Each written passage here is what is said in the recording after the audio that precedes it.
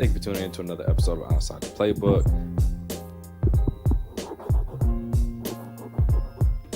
Can you hear me? I can't hear myself. Yeah, I can hear you. Testing.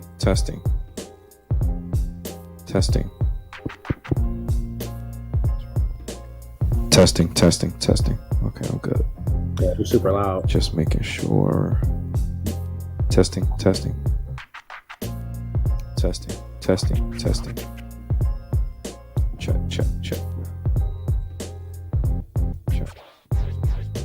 All right, we'll go 3, 2, 1. Thank you for tuning in to Outside the Playbook. I'm Jay. He's Ryan. And today we're going to talk about the new magic trick that Daryl Morey has mastered. We're going to talk about Heat versus Jazz. We're going to talk about some of the stuff going on with the Celtics. Dame seeing Westbrook control violence again. But before we get into all that, give this video a like, subscribe to the channel. Slogan says that's one more for the good guys. What's going on, Fluke, man? Nothing much. Exciting, some exciting topics. Definitely some newsworthy things happening within the league right now. So Josh, where do you want to start? We're going to talk about the Jazz and the Miami Heat.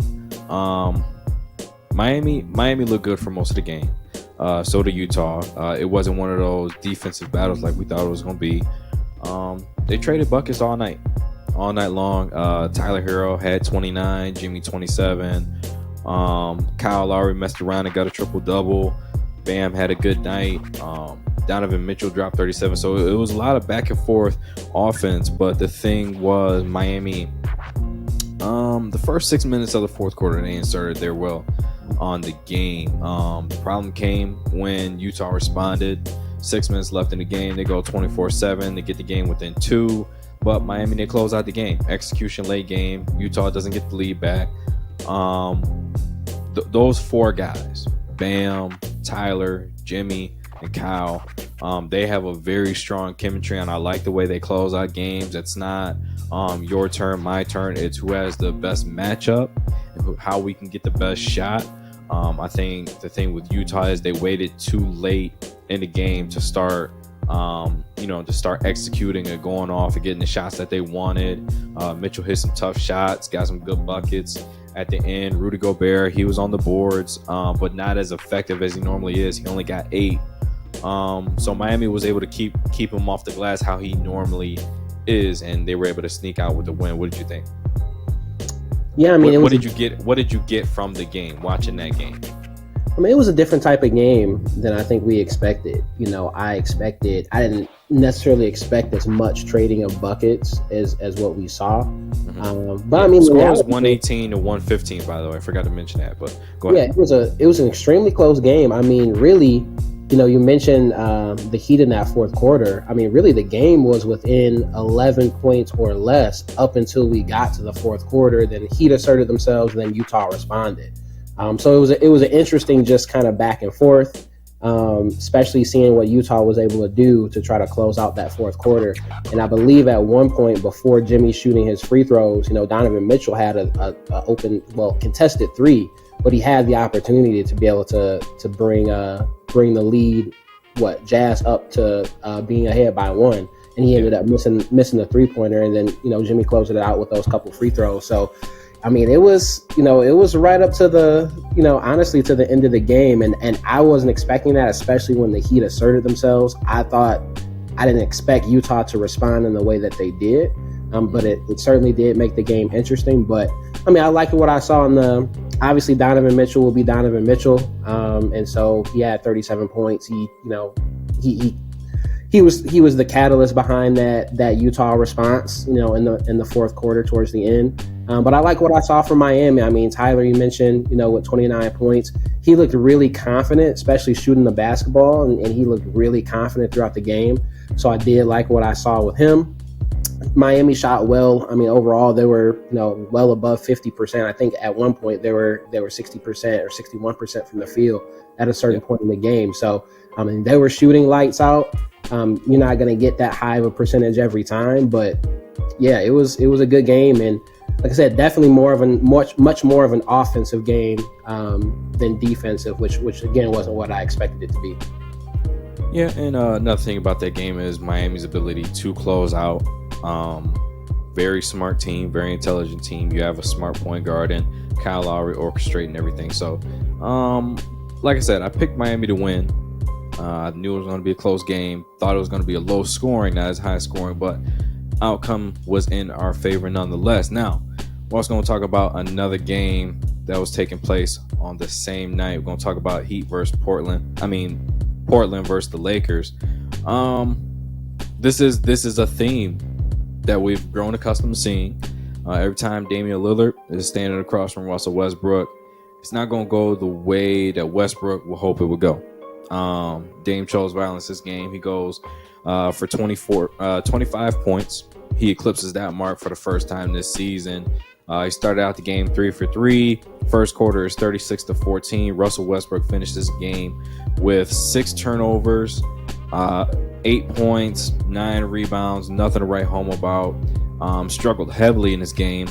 Anthony Davis went down, didn't return in the second half like he did the other night, and he's ultimately been ruled out tonight's game against the Hornets. Now, that game, that 15-point win for the Blazers, 105-90. Like I said, because AD didn't play in the second half, that is a little bit of asterisk.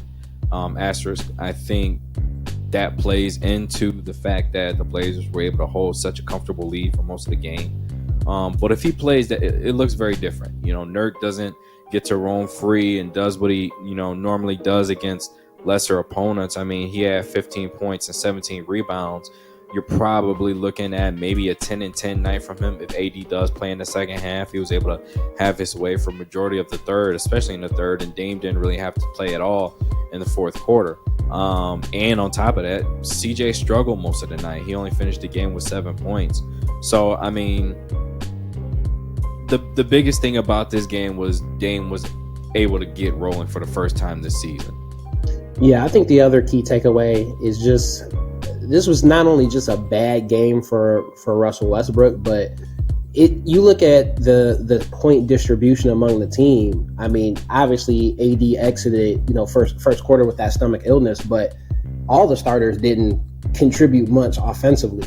I think everybody was in the single digits. Most of the Lakers' points came from their bench. So it was just a weird game for the Lakers overall. Obviously, with Russ struggling the way that he did, he went 1 of 13 from the field, which is not typical. I mean, so yeah, I think more or less this was, really can come down to two things. Number one, Russ struggled. 2, Dame came out and he was Dame, especially with him getting a slower start to the season. He didn't start the season the Dame that we're used to seeing. Yeah. And so now it seems like he's got some confidence going for him again and just some rhythm. And so really to me, it just boils down to those 2 points. Dame was Dame, Russ struggled. That's why the score looks the way it does. And of course, AD wasn't available to play. Neither was LeBron. And really, this was a benchmark game for both point guards. Russ, we just trying to see what he gonna do with LeBron, let alone without him. With him and AD, it was a good opportunity to see if they can just, do something with a 2-man game, enforce their will on the game. But Damian Lillard is just a different breed when he's going against Westbrook, and we already know that. So he came out, he was ready to go, and 25 points. Like I said, first time he eclipsed that mark. 6 assists, 2 steals, 3 rebounds. You get 15 and 17 from Nurk. You get 12 from Covington, 4 3-pointers. Powell gives you 13, 2 and 2. I mean, all around effort from the starting lineup. So I mean, that's how they walk out with the dub. Ben Simmons. Now I mentioned Daryl Morey has perfected a magic trick. Every time you see the headline Daryl Morey and fined and Ben Simmons in the same sentence, I can guarantee you the next day that Ben Simmons is going to be at the 76ers facility. No doubt in my mind. He did it the first 2 times, Ben showed up. Did it this time, Ben showed up. Now the issue going on this time he got fined because he didn't show up to the game when they played Detroit, which he was supposed to be at. Now, fined him $360,000. I believe that's his game check. That takes the amount of fines that he's accumulated so far this year above the $2 million mark. Now, the reason he didn't show up this time is because he didn't want to meet with the team doctors and the mental health doctors of the Sixers organization. So he got fined for that. He shows up today, meets with the team doctors and all this and that and the other thing. And later on in the day, there's a news report that comes out and says they're in talks with the Celtics surrounding a deal with Jalen Brown and Ben Simmons. This is pretty much what I've foreseen was going to take place before the season even started. If you watch the preseason preview for that division, okay, I brought this up. Ben Simmons for Jalen Brown is a great possibility. We could see a Tatum and Simmons match, you know, that we should have seen before the Fultz deal went down between Philly and Boston. So now we're finally get to see that pairing possibly. But I mean, at this point, if I'm Ben Simmons and if I'm Daryl Morey, what am I doing? Do I keep finding him until he suits up, or do I just go ahead and trade him? Listen, I mean, to me, I think that Daryl Morey and the Sixers organization have handled this as well as they possibly could. I mean, thinking about, you know, who had the leverage, and everyone was saying that, hey, okay, as soon as these issues started coming up with Ben Simmons, okay, trade him before training camp. And then, okay, that didn't happen. Okay, you have to trade him before the start of the season. Daryl Morey wasn't listening to him. He's like, nah, you know, you're on contract with me. You either show up or you missing out on money. I'm fine. My team is doing okay. Sixers are currently 8-2, number 1 seed in the Eastern Conference. Still early. Obviously, Tobias going through. Tobias Harris is going through. They took an L tonight. They took an L tonight. They lost to New York. They're 8-3. They're number 2 in the Eastern Conference to the Miami Heat. Hold on, because Miami got to play their next game too. Anyway, they do. Neither here nor there. I want to make sure we put out the correct stats, the correct factual information. Neither here nor there. Anyway, but it's at this juncture with Tobias' situation. Joel Embiid just tested positive for COVID earlier this morning. Mm-hmm. So I was predicting that they would probably eventually fall out of number 1 at some point within the next few days, missing that amount of star power. However, I think they've done enough to prove, at least at this juncture, that without Ben Simmons, they're okay. They're not like, you know, falling out the boat, barely in a Eastern Conference powerhouse discussion. Now, are they a better team with Ben Simmons? They are. That's my opinion. I think they're absolutely a better team with him. But I think they've proven, at least within those first 10 games, that, hey, you know, if we don't have him, it's not like we're just, you know, outside, you know, a number 9 seed team in the Eastern Conference without this guy. So I think that gives them at least a little bit of leverage to make sure that, hey, if we do this deal before the trade deadline or whatever in February, that we're making a decision that makes sense for the Sixers organization. I think Jalen Brown would be a great addition to the team. Obviously, he gives them the offensive power that, you know, Ben Simmons either, I guess you could say, could have but didn't want to work on. You know, so to me, Jalen Brown would be it's better situation than what they're in right now, not having Ben Simmons at all or anybody comparable. But it's interesting that, again, the fine is clearly persuading him, because before it's like all we knew was, hey, mental health, whatever he's going through, he only had up until today had consulted with his own people and was barely keeping the Sixers in the loop about what was actually going on. And so fine situation, and now all of a sudden, okay, he's cooperating again. So the fines are making a difference, no doubt.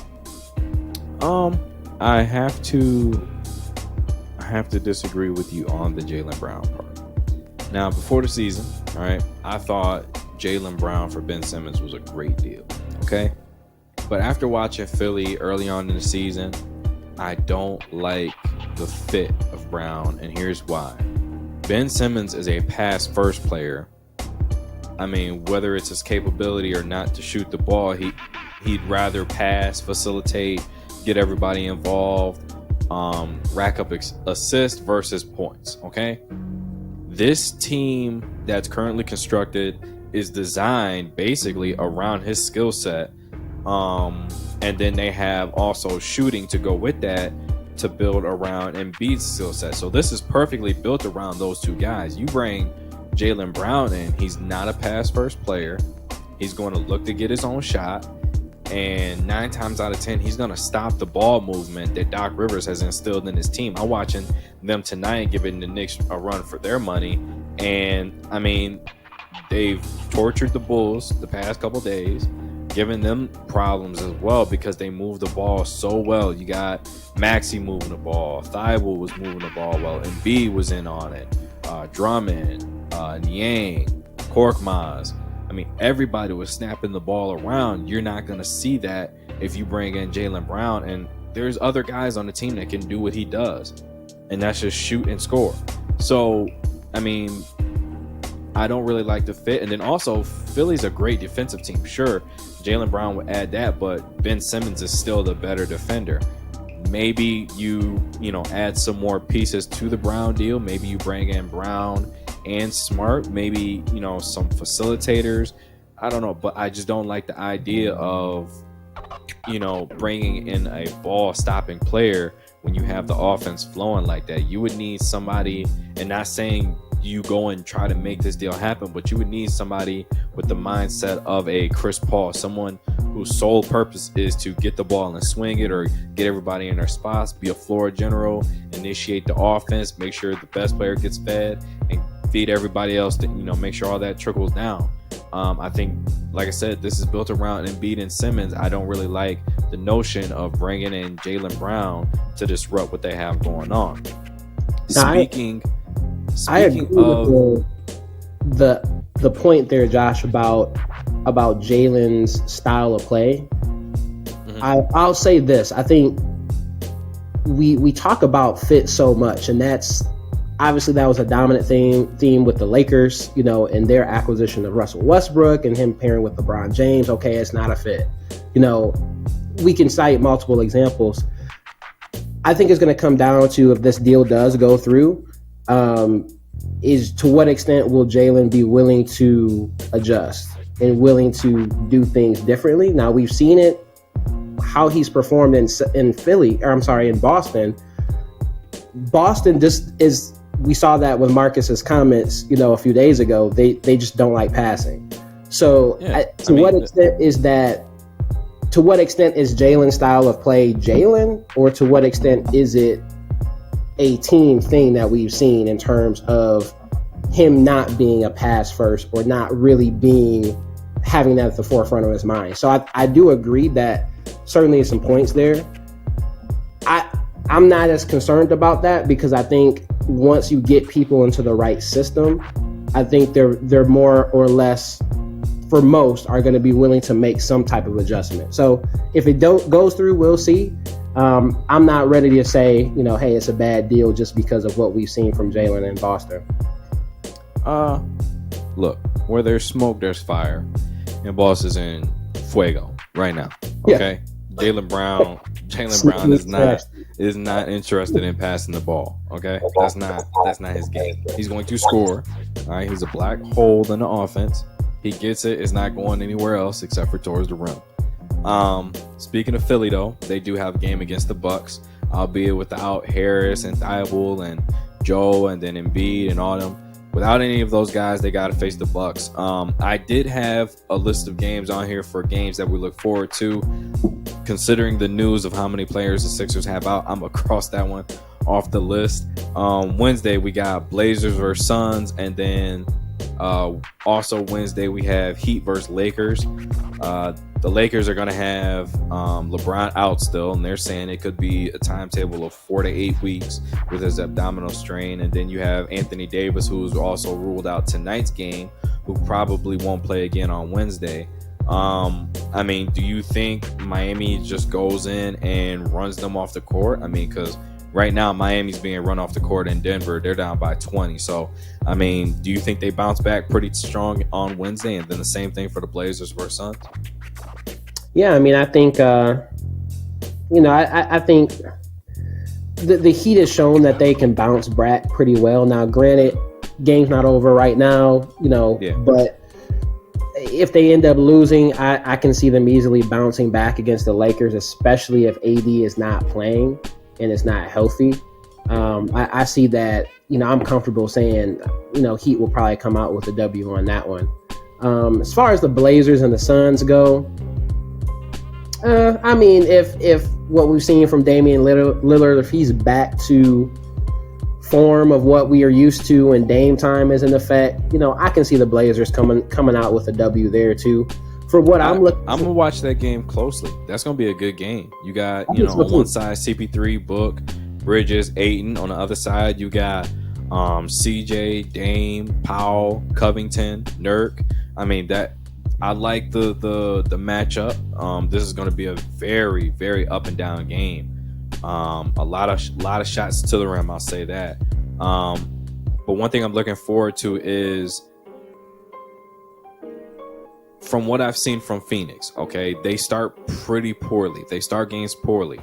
Okay, I want to see if Portland can assert themselves early like they did against the Lakers and maintain that lead throughout the game against an elite, healthy team. Because like I said, they did it against LA, not exactly healthy. I want to see if they can do it against the Suns team, and that's going to let me know if Dame is really back to being himself and if he can keep the flow going. I like Chauncey. He's instilling into this team the importance of defense, but because Dame hasn't been rolling night in and night out like he's normally doing, they're losing some of these games. Right now they're at 5-5, but like I said, I like the Blazers versus Suns. Suns, on their end, they're the worst first quarter team. I think, one of the worst. I think they're 28th in first quarter scoring. And then in third and fourth quarter scoring, they're in the top 5 in both of those categories. So I like the team, the team's ability to step up and up their game and increase productivity as the game goes along. But that first quarter is going to tell me a lot in that Phoenix versus Portland game. Yeah, those are some notable mentions there. A couple other games that I'm looking forward to this week, Josh. Little fun under the radar. Pistons and Rockets. Nobody's looking forward to that game. Listen, nobody. Not a soul. Bottom of the basically bare bottom of the East and West. However, we do have number 1 pick and number 2 pick in Cade Cunningham, Jalen Green. So even though neither one of them have started the season particularly well, obviously Cunningham coming back off injury, his first few games hasn't really been shooting the ball well. Same thing for Jalen Green. He hasn't been shooting it as well as what we saw in the preseason.